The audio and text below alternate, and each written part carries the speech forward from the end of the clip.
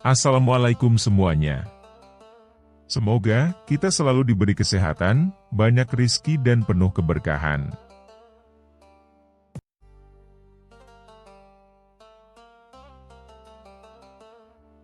Pada suatu hari yang cerah, Baginda Raja tiba-tiba diliputi kegelisahan. Entah mengapa, ia merasa waktu berlalu begitu cepat, seolah-olah sesuatu yang tak terlihat terus mengejarnya. Namun yang lebih membuatnya resah, tak seorang pun di istana mampu menjelaskan apa sebenarnya waktu itu. Akhirnya, Baginda Raja memanggil seluruh penasehat ke balairung istana. "Aku punya satu pertanyaan besar," seru Baginda dengan suara menggema. "Siapa yang menemukan waktu? Jika dalam 3 hari kalian tidak bisa menjawabnya, hukuman berat menanti kalian semua." Suasana ruangan langsung mencekam. Wajah para penasehat berubah pucat. Mereka saling pandang, bingung. Pertanyaan itu begitu sederhana, tapi sekaligus mustahil dijawab. Di tengah kepanikan itu, Abu Nawas maju dengan santai. "Baginda yang mulia, izinkan saya menjawab pertanyaan itu," katanya sambil tersenyum tenang. Raja menatapnya ragu. "Kamu yakin, Abu Nawas?" "Insya Allah, dalam 3 hari saya akan membawa jawabannya, Baginda." Kabar itu pun menyebar ke seluruh negeri. Para penasehat dan ilmuwan sibuk mencari jawaban. Ada yang membuka kitab-kitab kuno. Ada yang mengamati pergerakan bintang.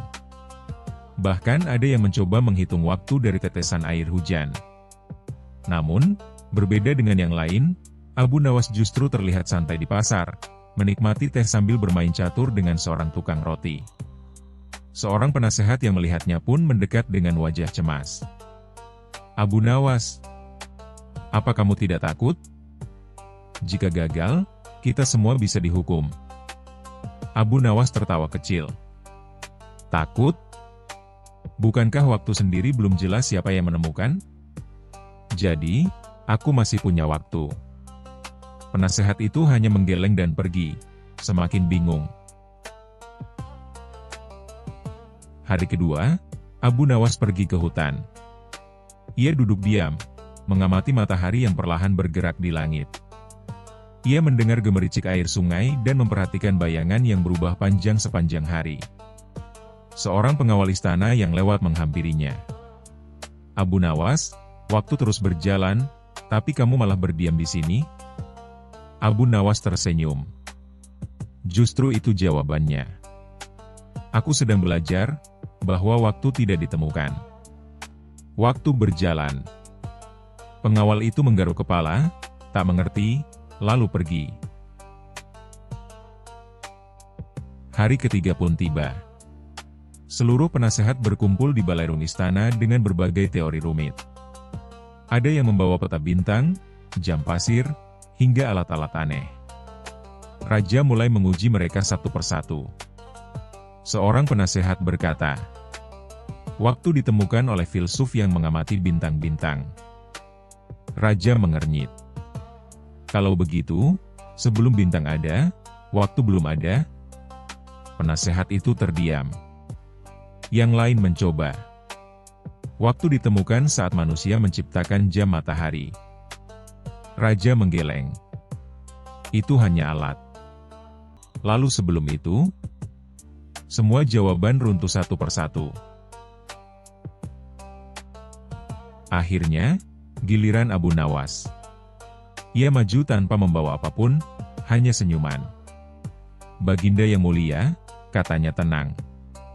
"Tidak ada yang menemukan waktu, karena waktu sudah ada bahkan sebelum manusia ada." Ruangan menjadi hening. "Waktu bukan sesuatu yang ditemukan," lanjutnya, "melainkan sesuatu yang kita ikuti. Matahari terbit, bulan berganti, siang dan malam berjalan, itulah waktu." Baginda Raja terdiam, lalu tersenyum lebar. "Luar biasa, Abu Nawas. Jawabanmu sederhana, tapi penuh makna." Para penasehat hanya bisa menunduk, kalah oleh pemikiran yang jernih. Sejak hari itu, Baginda Raja berhenti memusingkan hal-hal yang tak perlu. Ia berkata kepada rakyatnya, "Waktu bukan untuk ditemukan, tetapi untuk digunakan dengan bijak." Dan seperti biasa, Abu Nawas pulang dengan hati ringan, membawa hadiah dari raja, serta meninggalkan pelajaran berharga bagi semua orang. Pesan moral: tidak semua hal harus dicari asal-usulnya, beberapa hal cukup dipahami maknanya. Kesederhanaan seringkali lebih bijak daripada teori yang rumit. Waktu bukan untuk diperdebatkan, tapi untuk dimanfaatkan sebaik mungkin.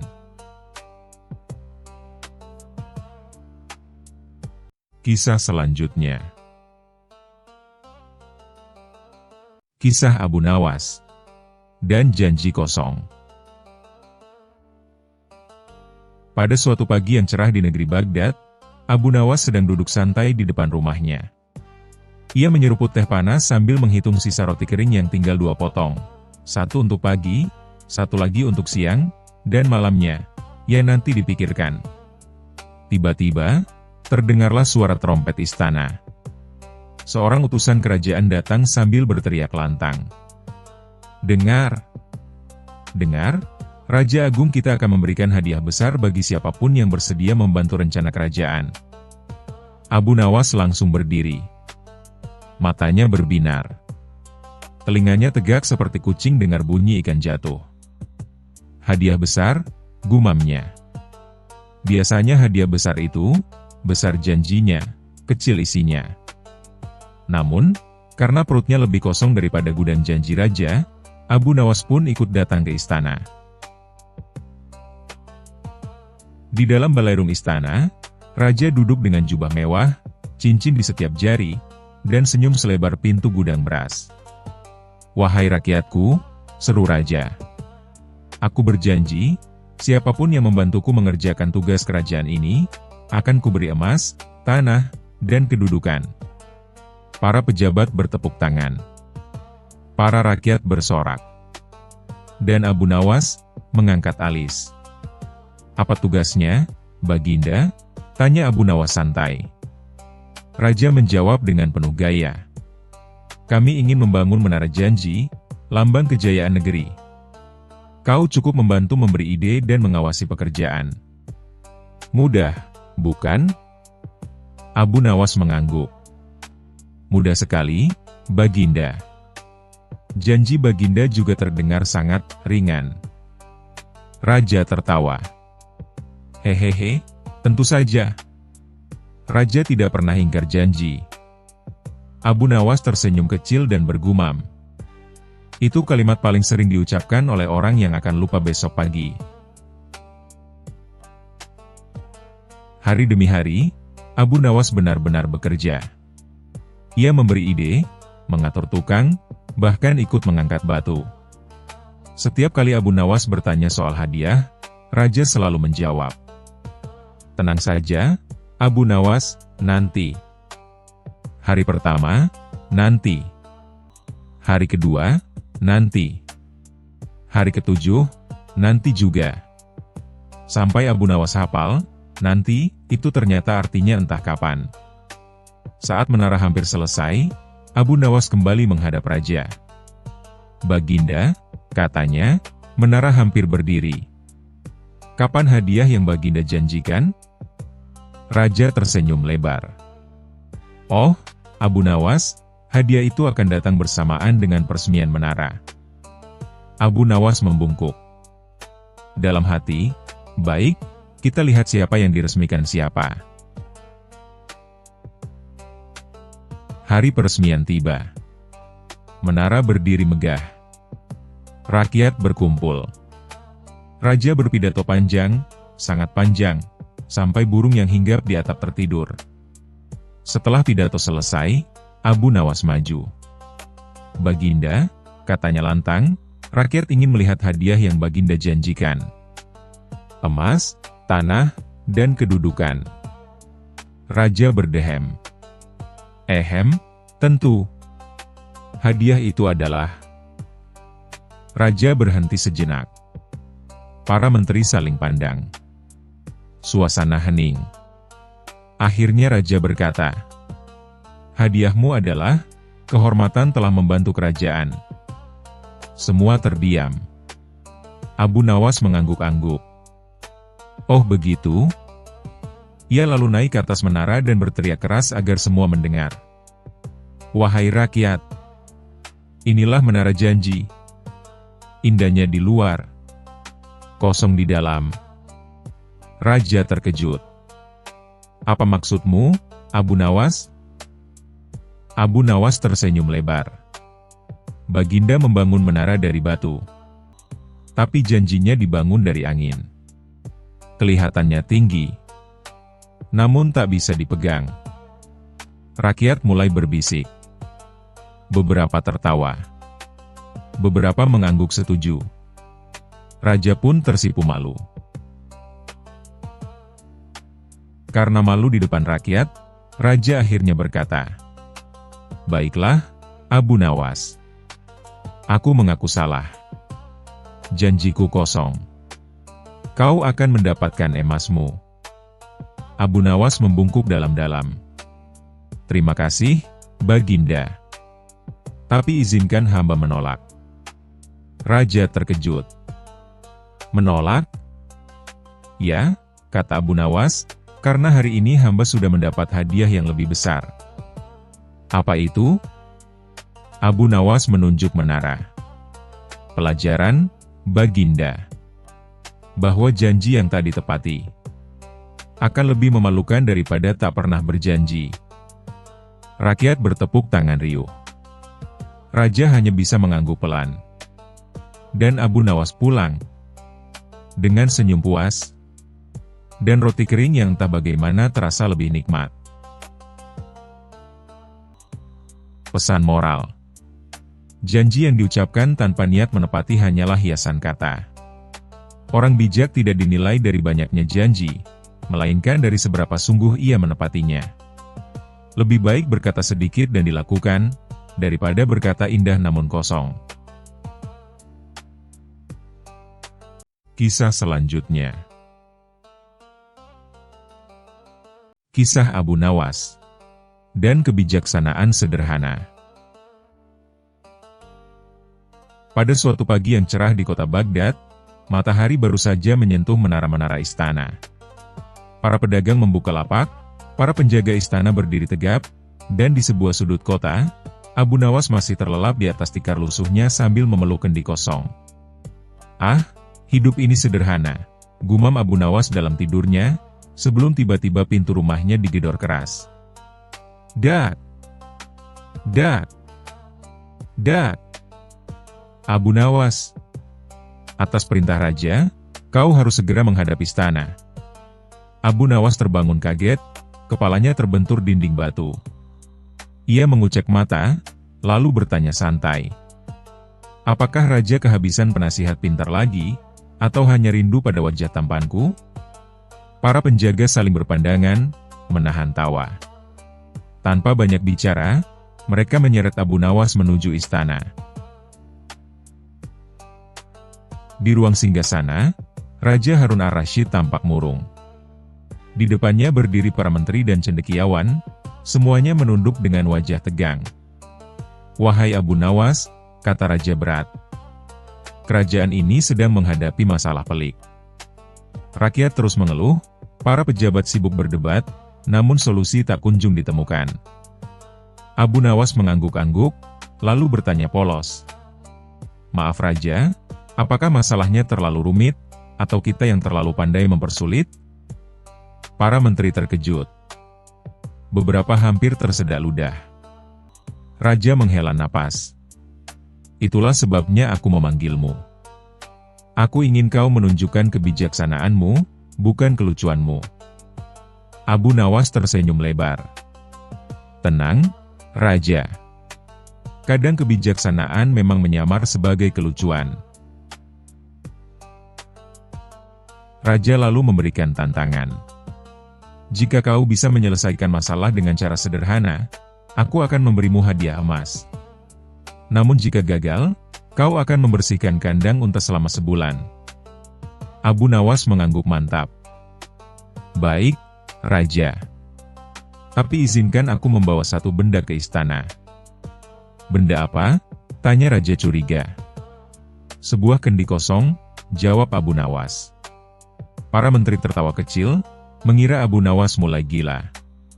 Tak lama, Abu Nawas kembali membawa kendi tanah liat yang benar-benar kosong.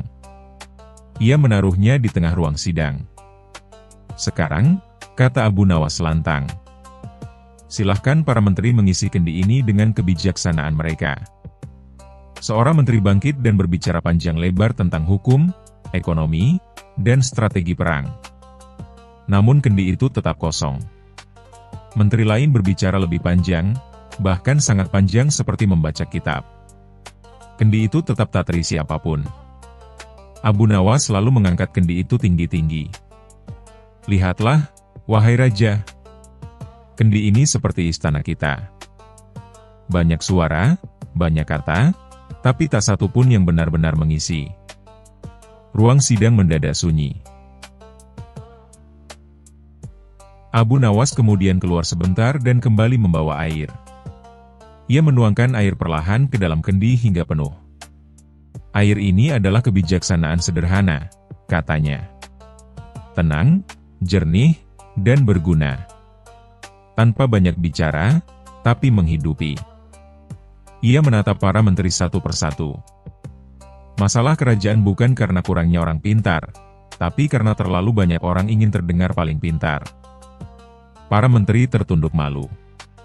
Raja terdiam lama, lalu tertawa terbahak-bahak. Abu Nawas, kau benar. Selama ini kita sibuk berbicara, tapi lupa mendengarkan dan bertindak sederhana. Raja memerintahkan agar Abu Nawas diberi hadiah emas. Namun Abu Nawas menggeleng. Wahai Raja, katanya, bolehkah aku menukar emas itu dengan satu permintaan sederhana? Apa itu? Tanya Raja penasaran. Jika istana penuh masalah lagi, jawab Abu Nawas santai. Jangan panggil para menteri dulu, kecuali kalau mereka sudah mampu menyederhanakan kebijaksanaan. Panggil aku, dan siapkan teh manis. Seluruh istana meledak oleh tawa. Raja mengangguk sambil tersenyum. Permintaanmu dikabulkan, Abu Nawas. Abu Nawas pun pulang dengan langkah ringan, sambil bergumam. Kebijaksanaan sejati memang tidak berat, yang berat itu ego manusia. Pesan moral. Kebijaksanaan sejati tidak selalu lahir dari kata-kata panjang dan rumit, melainkan dari pikiran sederhana, hati yang jernih, dan keberanian untuk bertindak dengan rendah hati. Seringkali, masalah besar menjadi semakin rumit karena ego dan keinginan untuk terlihat paling benar, bukan karena sulitnya solusi. Kisah selanjutnya. Kisah Abu Nawas dan tetangga pelit. Di sebuah sudut kota Baghdad yang ramai dan penuh warna, tinggallah seorang lelaki cerdas bernama Abu Nawas. Ia dikenal bukan karena hartanya, melainkan karena akalnya yang licin, lidahnya yang tajam, dan kelakuannya yang sering membuat orang tertawa sekaligus merenung.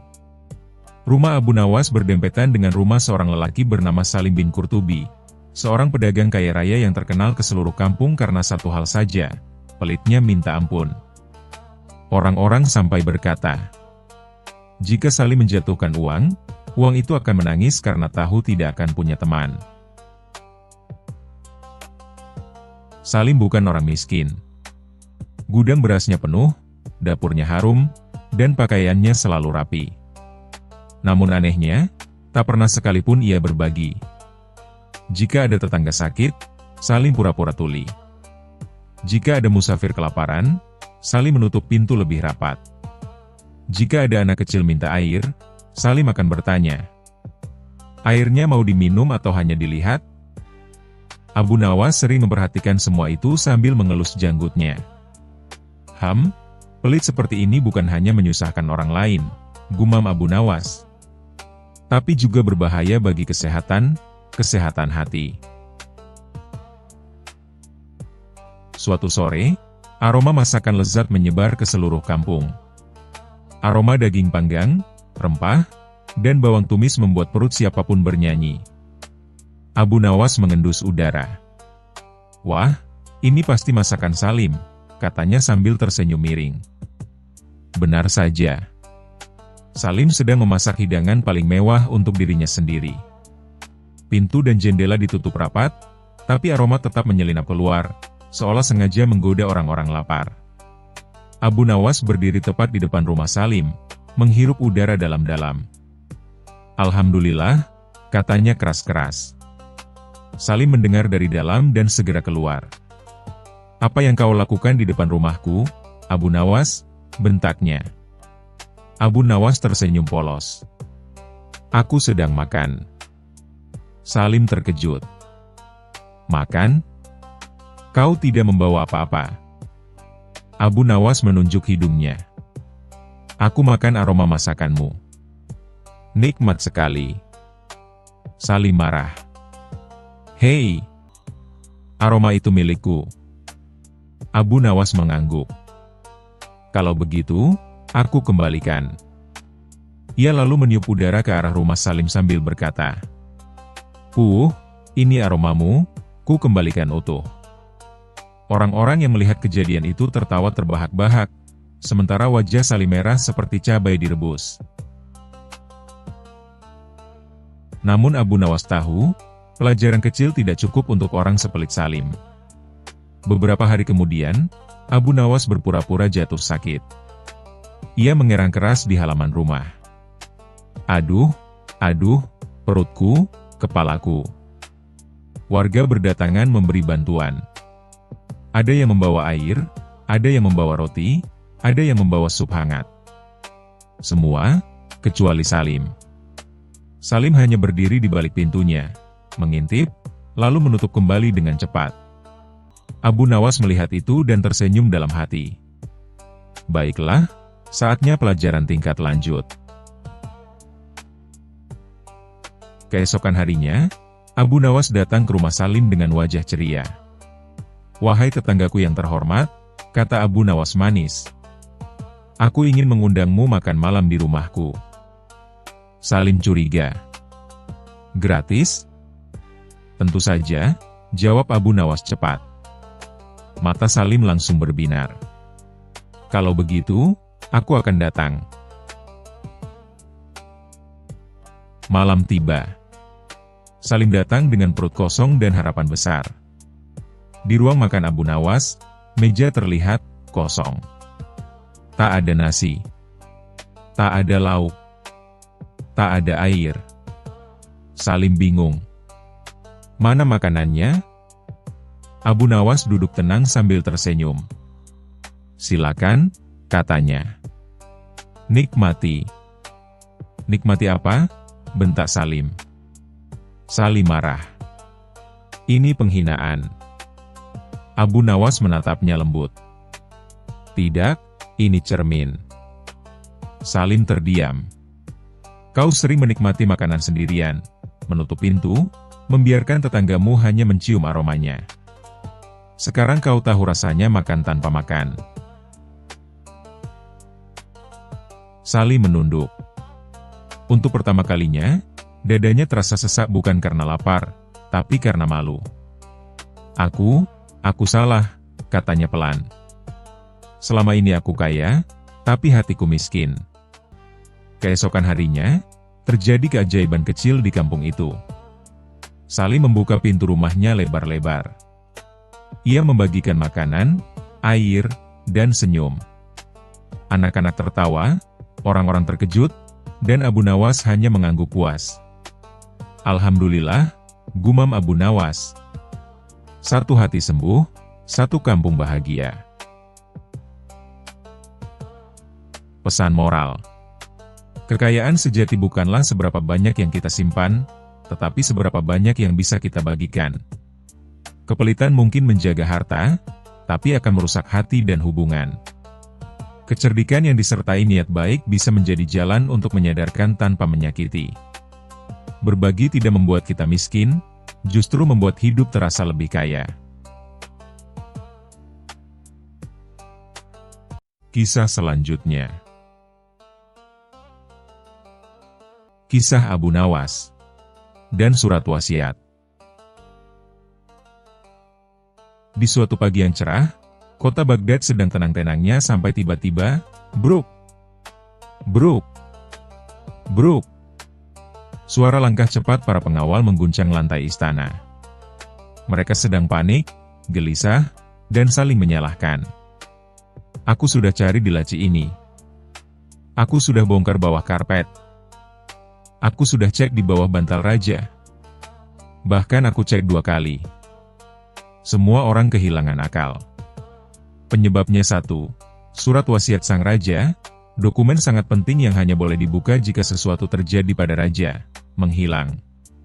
Raja, yang terkenal mudah cemas, mondar-mandir di ruangannya sambil mengomel sendiri. Aku harus bagaimana? Bagaimana kalau surat itu jatuh ke tangan musuh? Atau lebih parah, ke tangan rakyat yang suka gosip? Di tengah kekacauan itu, seorang penasihat istana mengangkat tangan. Yang mulia, kita punya satu harapan. Raja langsung berhenti. Abu Nawas? Penasihat itu mengangguk. Raja langsung memerintahkan pengawal. Panggil dia. Cepat. Kalau perlu, gendong. Tak lama kemudian, datanglah Abu Nawas, pria bijak penuh trik dan humor, dengan sorban putih dan senyum santainya. Begitu raja menceritakan masalahnya, Abu Nawas tidak langsung panik, malah tertawa kecil. Yang mulia, kalau hilang, berarti ada yang menyembunyikannya. Ya, aku tahu itu, Abu Nawas. Tapi, lanjut Abu Nawas, yang menarik adalah siapa yang menyembunyikannya, dan kenapa.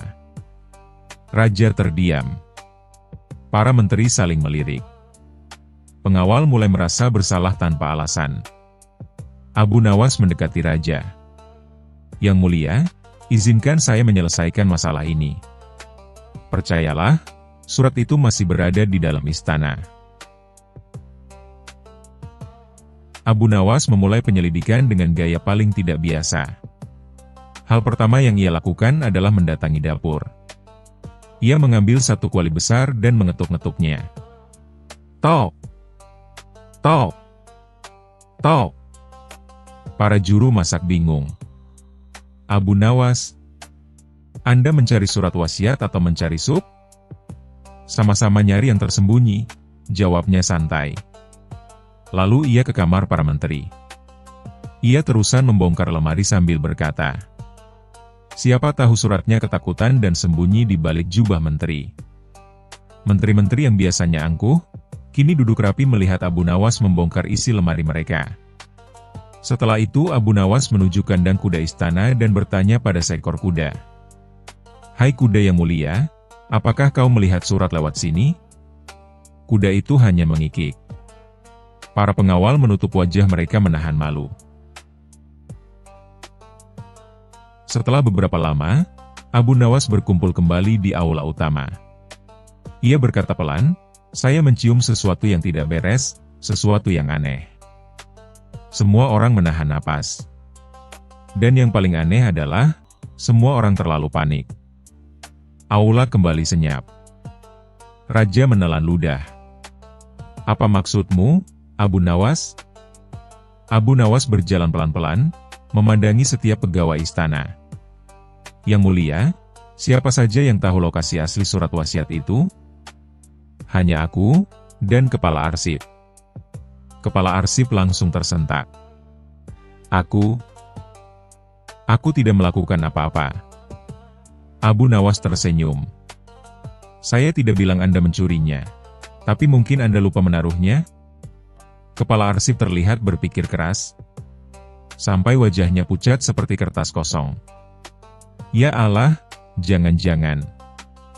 Semua mata membesar. Aku lupa, aku baru memindahkan surat itu 3 hari lalu. Raja menyipitkan mata. Kemana? Kepala arsip gemetar.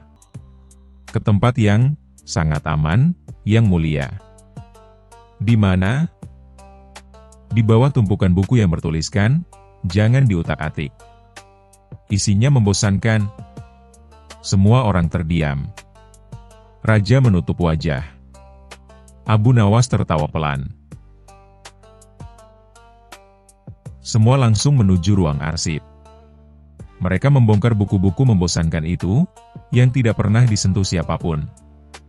Dan benar saja, di bawah tumpukan ketujuh, terdapat kotak kecil berhias segel kerajaan. Ini dia, seru kepala arsip. Raja langsung mengambilnya dengan hati berbunga-bunga. Namun begitu dibuka, Raja mematung. Semua penasaran. Yang mulia, apa isi surat itu? Raja dengan malu menjawab. Ini, surat yang kutulis bertahun lalu, saat aku baru naik tahta. Lalu, tanya Abu Nawas sambil menahan tawa. Raja membaca lantang. Jika suatu hari aku menjadi tua dan pelupa, tolong ingatkan aku agar tidak terlalu banyak menyembunyikan barang penting di tempat aneh. Istana sunyi sejenak. Lalu, brak!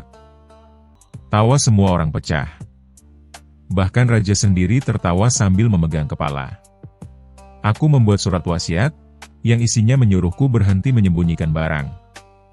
Abu Nawas berkata, Yang mulia, setidaknya Anda masih cukup bijak untuk memperingatkan diri Anda sendiri. Raja akhirnya tidak marah pada kepala arsip. Sebaliknya, ia memberi perintah baru. Mulai hari ini, kita harus membuat tempat khusus untuk barang-barang penting. Dan ingatkan aku jika aku mulai menyembunyikan barang aneh-aneh lagi. Abu Nawas hanya tertawa. Baginya, kejadian hari itu menunjukkan satu hal. Kadang, masalah besar hanya terjadi karena hal kecil yang kita lupa. Pesan moral. Jangan terlalu suka menyembunyikan sesuatu sampai kita sendiri lupa tempatnya. Kekacauan besar sering muncul hanya karena kelalaian kecil.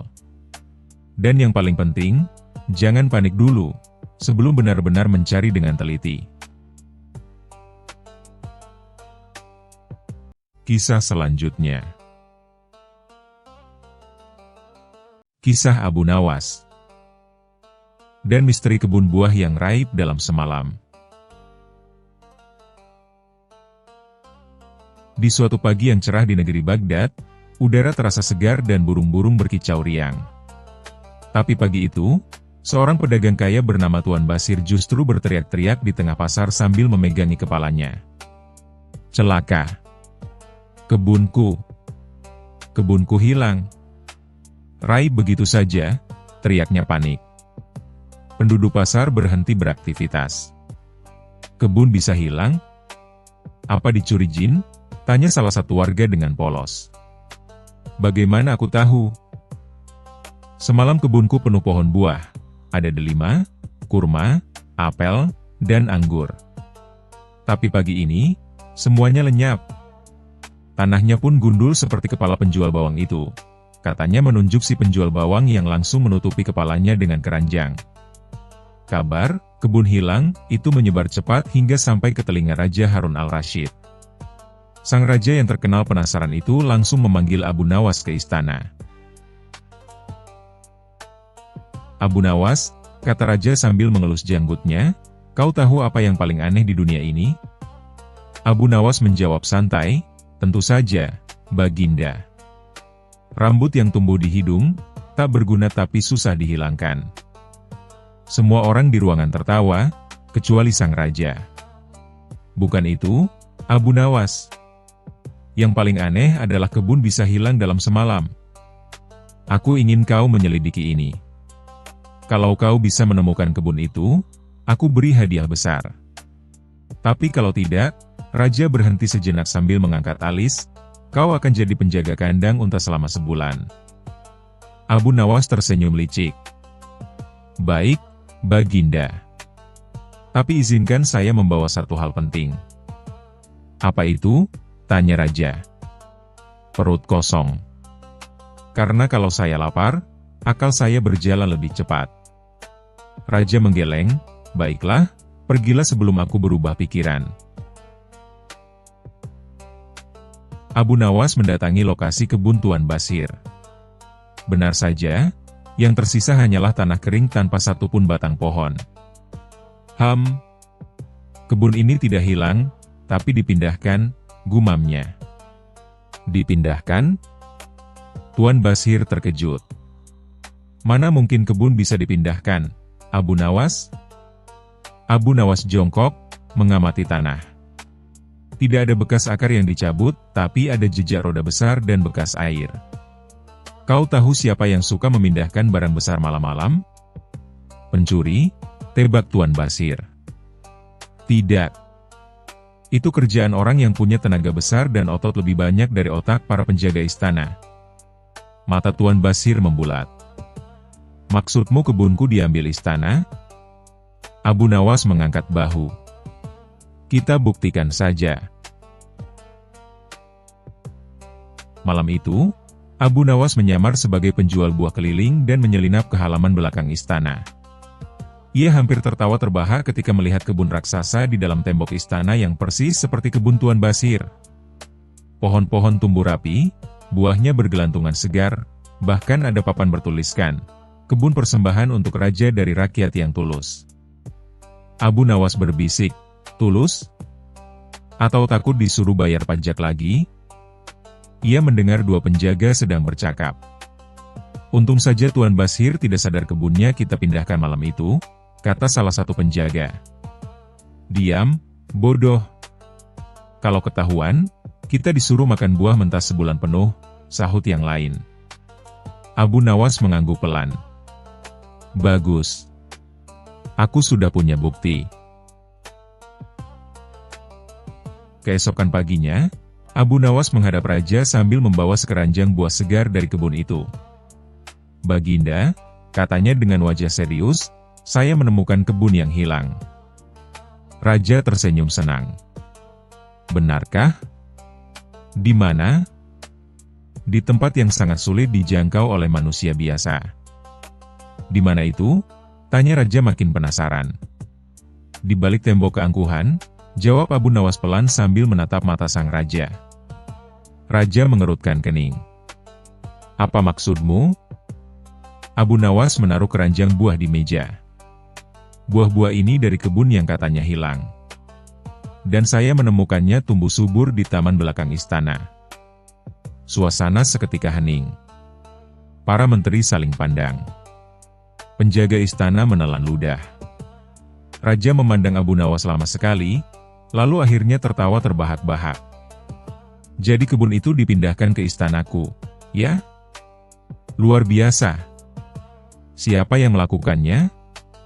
Abu Nawas menjawab santai, rakyat Baginda, yang berpikir kalau mempersembahkan kebunnya akan membuat Baginda lebih bahagia. Tapi ternyata Baginda lebih bahagia saat mengetahui kebenaran. Raja tertawa sambil bertepuk tangan.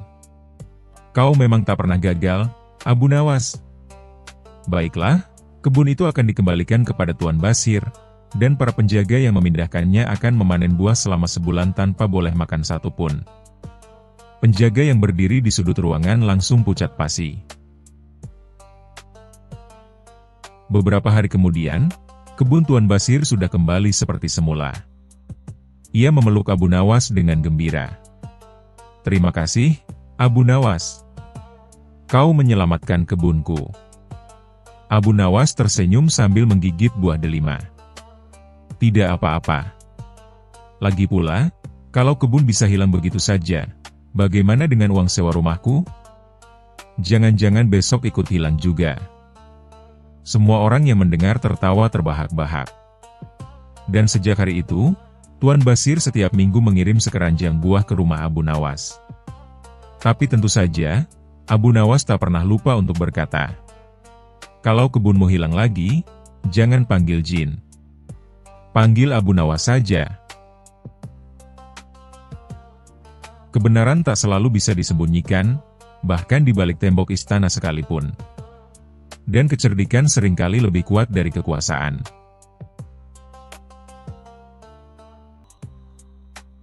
Kisah selanjutnya.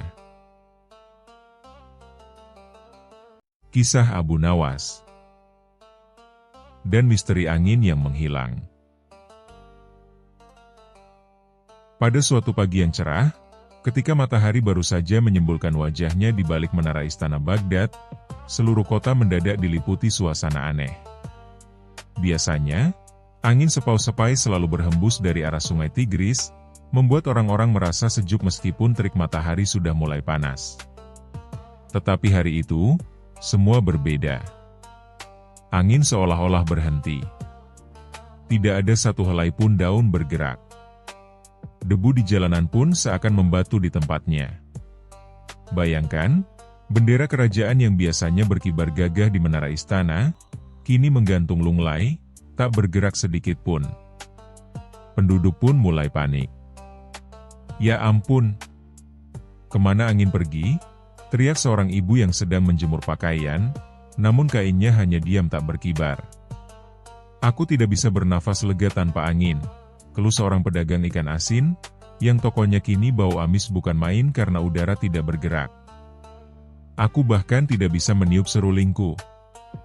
Suaranya jadi aneh, protes seorang penggembala.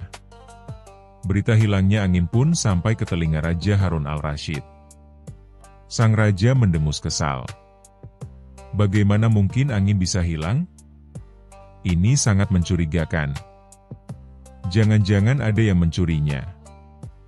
Para menteri saling pandang. Salah satu menteri yang sok pintar berkata, "Tuanku, mungkin jin-jin nakal yang mencuri angin dari negeri kita." Yang lain menimpali, atau mungkin angin pindah ke kerajaan tetangga karena mereka memberi pajak lebih tinggi. Raja makin gusar. Cukup. Kita butuh seseorang yang bisa mengungkap misteri ini. Siapa lagi kalau bukan Abu Nawas? Abu Nawas, yang saat itu sedang tidur pulas dengan posisi terbalik, kepala di bawah, kaki di atas bantal, tiba-tiba dikejutkan oleh utusan raja.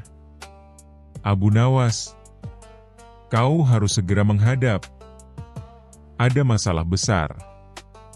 Dengan mata setengah terbuka, Abu Nawas menguap lebar. Masalah apa lagi? Apakah kali ini kuda raja lupa cara meringkik?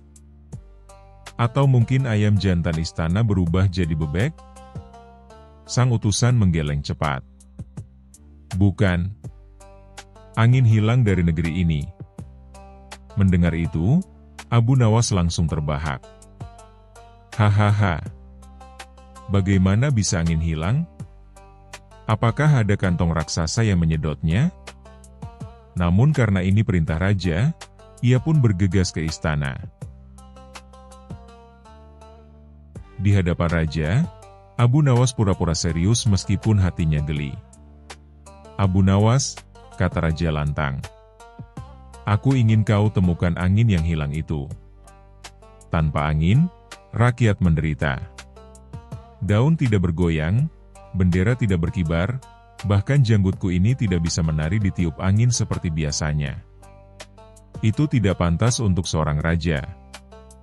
Abu Nawas mengusap janggutnya sendiri dan menjawab, "Baiklah tuanku, saya akan cari angin yang hilang. Tapi tentu saya butuh biaya perjalanan, kuda cepat, dan kantong kosong yang besar untuk menangkap angin kalau raja langsung mengangguk. Kabulkan semua permintaannya." Maka berangkatlah Abu Nawas membawa seekor kuda, beberapa kantong kosong, dan roti bekal perjalanan. Penduduk pun berkerumun melihatnya. Abu Nawas akan mencari angin, seru mereka dengan penuh harapan. Abu Nawas pun pura-pura melakukan pencarian. Ia pergi ke tepi sungai dan bertanya pada nelayan, "Apakah kalian melihat angin lewat sini?" Nelayan menjawab, "Tidak, yang ada hanya bau ikan busuk." Ia lalu pergi ke padang pasir. "Apakah angin lewat sini?" tanyanya pada seorang penggembala unta. "Tidak ada angin, unta-untaku bahkan malas bergerak karena terlalu panas," jawab penggembala. Akhirnya, Abu Nawas masuk ke hutan. Ia menempelkan telinganya ke batang pohon dan berbisik, "Hei angin, sembunyi ya kau di sini?" Pohon pun diam saja, membuat Abu Nawas tertawa terpingkal-pingkal. Karena merasa semua ini terlalu lucu, Abu Nawas punya ide. Ia kembali ke kota dan mulai membuat pertunjukan. Ia berdiri di alun-alun dengan membawa kantong besar, lalu berteriak, "Wahai rakyat Baghdad! Hari ini aku telah menemukan jejak angin." Orang-orang langsung riuh. Mana? Mana? Abu Nawas membuka kantong kosong itu dengan wajah serius, lalu mengibaskannya ke muka penonton. Nah, rasakan sendiri angin yang kutangkap tadi. Tentu saja orang-orang tidak merasakan apa-apa. Tapi kelucuan tingkah Abu Nawas membuat semua tertawa terbahak. Hahaha. Abu Nawas memang pintar membuat orang lupa susah. Beberapa hari kemudian, Abu Nawas kembali menghadap raja dengan wajah penuh percaya diri. Ia membawa kantong besar yang tetap kosong. "Tuanku," katanya, "saya sudah menemukan jawabannya." Raja menatapnya penuh harap. "Cepat katakan, di mana angin itu?" Abu Nawas membuka kantongnya, lalu mengangkatnya tinggi-tinggi. "Inilah angin yang saya bawa pulang." Namun karena terlalu nakal, angin itu kabur lagi dari kantong ini. Raja langsung melotot. "Apa? Jadi kau pulang dengan tangan kosong?" Abu Nawas tersenyum licik. "Bukan begitu, tuanku. Sebenarnya angin tidak pernah hilang. Ia hanya beristirahat. Kalau angin benar-benar hilang, kita semua pasti sudah mati lemas karena tak ada udara. Jadi, jangan takut. Angin akan kembali kapan saja ia mau." Dan benar saja, lihatlah, sekarang angin sudah kembali. Benar saja, tiba-tiba hembusan angin sepau-sepau berembus lewat jendela istana. Bendera pun mulai berkibar lagi. Semua orang bersorak gembira. Raja terdiam, lalu tersenyum pahit. "Abu Nawas, kau memang licik. Tapi kau benar. Angin tidak bisa hilang. Kau berhasil menenangkan rakyatku, meskipun dengan cara konyol." Abu Nawas membungkuk hormat. "Yang penting rakyat tertawa dan tidak takut lagi, tuanku. Lagi pula, kalau angin benar-benar hilang, saya pun tidak bisa tidur nyenyak." Bayangkan, kipas pun orang di istana pun tertawa terbahak-bahak. Sejak hari itu, orang-orang selalu ingat bagaimana Abu Nawas menipu mereka dengan kantong kosong untuk menangkap angin. Bagi rakyat Baghdad, kisah itu menjadi bahan tertawaan yang tak pernah habis. Dan setiap kali angin berhenti sejenak, orang-orang berkata sambil tertawa, "Hati-hati, jangan-jangan Abu Nawas sedang menangkap angin lagi dengan kantong kosongnya." Kisah selanjutnya. Kisah Abu Nawas dan air ajaib. Pada suatu hari yang panas terik di kota Baghdad, matahari seakan tidak punya belas kasihan. Orang-orang berjalan dengan wajah berkeringat, pakaian melekat di badan, dan tenggorokan kering seakan padang pasir pindah ke tengah kota. Di pasar Baghdad yang ramai, terdengar teriakan seorang penjual air yang penuh semangat. Dengan suara lantang, ia berteriak, "Air ajaib! Air ajaib! Satu tegukan bisa membuatmu sembuh dari segala penyakit. 2 tegukan bisa membuatmu tampak muda kembali. 3 tegukan bisa membuatmu kaya raya tanpa bekerja." Orang-orang yang mendengarnya langsung berkumpul. Mereka penasaran, bagaimana mungkin ada air yang bisa sehebat itu? Seorang bapak tua dengan punggung bungkuk maju lebih dulu. "Benarkah, wahai penjual air? Kalau aku minum, aku bisa sehat kembali seperti anak muda?" tanyanya dengan mata berbinar. Penjual air itu tersenyum licik sambil mengangkat kendi berisi air bening. "Benar sekali, wahai kakek. Hanya dengan 3 koin emas, kau bisa meneguk keajaiban." Kakek itu mengeluarkan uangnya dengan susah payah, lalu meneguk air ajaib itu. Setelah minum, ia menunggu, dan menunggu, namun tetap saja punggungnya masih bungkuk. Orang-orang mulai berbisik. Melihat itu, si penjual air buru-buru berkata, "Oh, maaf. Efeknya tidak langsung. Butuh waktu 1 minggu. Bersabarlah." Orang-orang mengangguk-angguk. Mereka percaya begitu saja, padahal wajah si penjual sudah merah menahan tawa. Sementara itu, Abu Nawas yang kebetulan lewat, melihat kerumunan orang. Ia pun berhenti dan bertanya, "Ada apa ini? Kenapa ramai sekali?" Seorang pemuda menjawab, "Ada penjual air ajaib, Tuan. Katanya bisa bikin sehat, muda, bahkan kaya raya." Abu Nawas mengelus janggutnya sambil menyeringai. "Air ajaib, katamu? Menarik sekali." Ia lalu mendekati penjual air itu. "Wahai penjual, apakah benar airmu bisa menyembuhkan segala penyakit?" tanya Abu Nawas dengan wajah polos. "Benar sekali," jawab penjual dengan penuh keyakinan. "Dan bisa membuat orang kaya raya?" "Tentu saja. Asal kau minum 3 tegukan penuh." Abu Nawas tersenyum. "Kalau begitu, hebat sekali.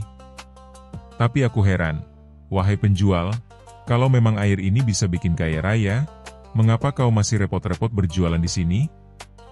Mengapa tidak kau minum sendiri, lalu kau menjadi orang paling kaya di Baghdad?" Orang-orang yang mendengar langsung terdiam. Mereka baru sadar ada yang aneh dengan logika itu. Wajah si penjual berubah tegang. Itu, aku sudah terlalu kaya, makanya aku ingin berbagi keajaiban ini dengan orang lain." Abu Nawas pura-pura terkagum. "Oh begitu. Kalau begitu, berarti kalau aku minum, aku bisa jadi raja, ya?" Bisa. Bisa, jawab penjual gugup.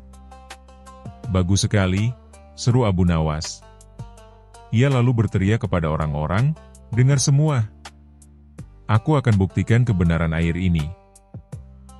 Kalau benar aku bisa jadi raja, maka mulai besok kalian harus tunduk padaku." Orang-orang tertawa. Mereka ingin melihat kelucuan apa lagi yang akan terjadi. Abu Nawas kemudian pura-pura serius. Ia mengambil kendi air itu dan berkata, "Tapi tunggu, sebelum aku minum, aku ingin tahu satu hal. Air ini benar-benar ajaib, bukan?" "Iya, benar," jawab penjual dengan cepat. "Kalau begitu, mengapa kendi ini tidak ikut berubah menjadi emas? Bukankah air ajaib seharusnya membuat semua benda di sekitarnya menjadi istimewa?" Orang-orang langsung bersorak, "Benar. Benar. Mengapa kendi itu tetap biasa saja?" Si penjual semakin panik. Keringat dingin mulai bercucuran. Karena keajaibannya hanya bekerja pada makhluk hidup, bukan benda." "Kalau begitu," kata Abu Nawas sambil menahan tawa, "biarlah kita uji bersama-sama. Aku punya seekor keledai di rumah. Kalau aku beri minum air ini, berarti keledai itu akan berubah jadi kuda yang gagah perkasa, bukan?" "Iya, tentu saja," jawab penjual asal-asalan. "Bagus. Maka mari kita buktikan," kata Abu Nawas sambil menggandeng si penjual. Orang-orang di pasar berbondong-bondong mengikuti mereka. Mereka ingin menyaksikan keajaiban keledai Abu Nawas. Sesampainya di rumah, Abu Nawas mengeluarkan keledainya yang tua dan malas. "Nah, sekarang beri dia minum air ajaibmu." Si penjual berusaha mengulur waktu. Mungkin tidak bisa sekarang. Efeknya nanti, besok, atau lusa." Abu Nawas pura-pura marah. "Kalau begitu, berarti kau menipu kami semua. Kau menjual air biasa dan mengaku itu ajaib." Orang-orang langsung ribut dan marah. Benar. Dia penipu. Kembalikan uang kami. Penjual air itu ketakutan. Ia mencoba kabur, tapi Abu Nawas menghadangnya. Tidak bisa lari, wahai penjual. Kalau kau ingin bebas, maka minumlah seluruh kendi airmu sendiri, sampai habis. Buktikan pada kami bahwa itu memang ajaib. Orang-orang bersorak setuju. Minum.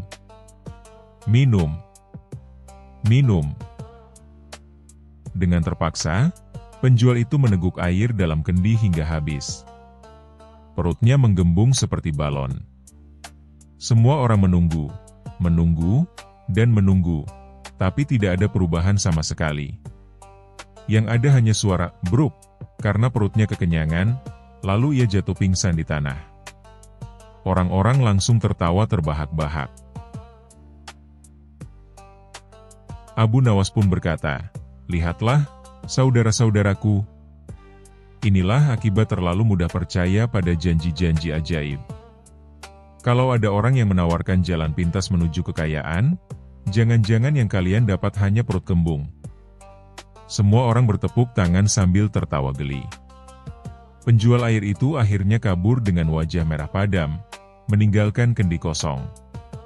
Sejak hari itu, tidak ada lagi orang Baghdad yang mudah tertipu oleh air ajaib atau barang-barang palsu lainnya. Dan nama Abu Nawas semakin harum karena kecerdikannya menyelamatkan warga dari penipuan. Kisah selanjutnya. Kisah Abu Nawas dan kucing hitam misterius. Pada suatu malam yang remang-remang di kota Baghdad, terdengar suara jeritan dari gang sempit di belakang pasar. Penduduk yang mendengarnya langsung berbisik, "Itu pasti si kucing hitam misterius." Katanya, siapapun yang melihat matanya akan lupa jalan pulang. Desas-desus tentang kucing itu semakin menjadi-jadi. Ada yang bilang kucing itu bisa berbicara. Ada yang bilang kucing itu jelmaan jin pelit yang dulu nggak mau bayar zakat. Bahkan ada yang percaya, kucing itu bisa menghilang saat ditagih utang. Raja Harun al-Rashid yang penasaran memanggil penasihatnya. "Aku ingin tahu kebenaran soal kucing itu. Kirim pasukan kalau perlu." Namun, wazirnya mengangkat tangan. "Yang mulia, kalau pasukan pergi, bisa-bisa dikira kita perang lawan kucing. Biarlah Abu Nawas saja yang menyelidikinya." Dan begitulah, Abu Nawas pun dipanggil. Dengan sorban miring khasnya dan senyum penuh misteri, Abu Nawas datang menghadap raja. "Abu Nawas," kata sang raja, "aku ingin kau menyelidiki kucing hitam yang katanya bisa menghilang." Abu Nawas mengelus janggutnya. "Wah, kalau kucingnya bisa menghilang saat ditagih utang, saya curiga dia dulu teman saya, yang mulia." "Jangan bercanda, Abu Nawas." "Baik, baik. Tapi saya punya syarat. Jika saya bisa memecahkan misteri ini, saya minta 1 bulan makan gratis di dapur istana." Raja setuju. Maka, mulailah Abu Nawas menyelidiki. Pada malam hari, ia memakai jubah hitam, dan membawa ikan asin di dalam kantongnya.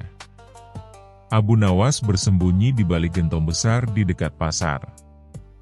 Tak lama kemudian, seekor kucing hitam muncul. Matanya bersinar hijau, jalannya pelan, penuh percaya diri, seperti sedang jadi bintang di catwalk. Abu Nawas melempar ikan asin. Kucing itu berhenti, lalu menatap tajam, lalu plop. "Menghilang." "Hah? Benar-benar bisa menghilang?" gumam Abu Nawas. Malam kedua, kali ini Abu Nawas datang dengan cermin besar. ia meletakkan cermin di tengah jalan dan mengintai dari balik warung bubur. Kucing itu datang lagi. Tapi saat ia hendak melangkah di depan cermin, ia mendadak berhenti, lalu malah sibuk merapikan bulunya dan berjalan mundur. "Wah, ini kucing bukan sembarangan, dia narsis," kata Abu Nawas sambil mencatat. Malam ketiga, Abu Nawas menyebarkan bubuk tepung di jalan, dan menaruh semangkuk susu di tengah jalan. Ia menunggu dan mengintip dari kejauhan. Tiba-tiba kucing muncul. Tapi begitu dia meminum susu dan mencoba kabur, kling, dia menghilang lagi. Namun, jejak kakinya masih terlihat di atas tepung. Abu Nawas mengikutinya, sampai ke rumah seorang tukang sihir tua bernama Hamam bin Pusing. Ternyata, si kucing adalah kucing peliharaan Hamam yang suka mencuri ikan dari pasar. Setiap kali ketahuan, Hamam menyihirnya agar menghilang sementara. Abu Nawas pun masuk dan menegur Hamam. "Tuan Hamam, menyihir kucing untuk menghindari tanggung jawab adalah pelanggaran pasal 7B Kitab Anti Kucing Gaib." "Apa itu Kitab 7B?" tanya Hamam gugup. "Kitab buatan baru," jawab Abu Nawas dengan senyum licik. "Tapi akan terasa nyata kalau saya lapor ke raja." Akhirnya, Hamam pun setuju untuk menghentikan sihirnya, dan si kucing kini menjadi penjaga toko ikan. Sebagai hukuman, Hamam disuruh mengajarkan trik sulap kepada anak-anak selama sebulan. Raja Harun al-Rasyid tertawa terbahak-bahak saat mendengar laporan Abu Nawas. "Luar biasa. Kucing hilang karena sihir. Dan kau menyelesaikannya tanpa pasukan."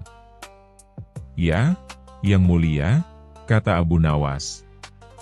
"Kadang yang perlu kita hilangkan bukan kucingnya, tapi kebiasaan ngutang lalu ngilang." Raja tertawa makin keras. Abu Nawas pun menikmati 1 bulan makan gratis, lengkap dengan jatah susu, yang tidak dicuri lagi oleh kucing.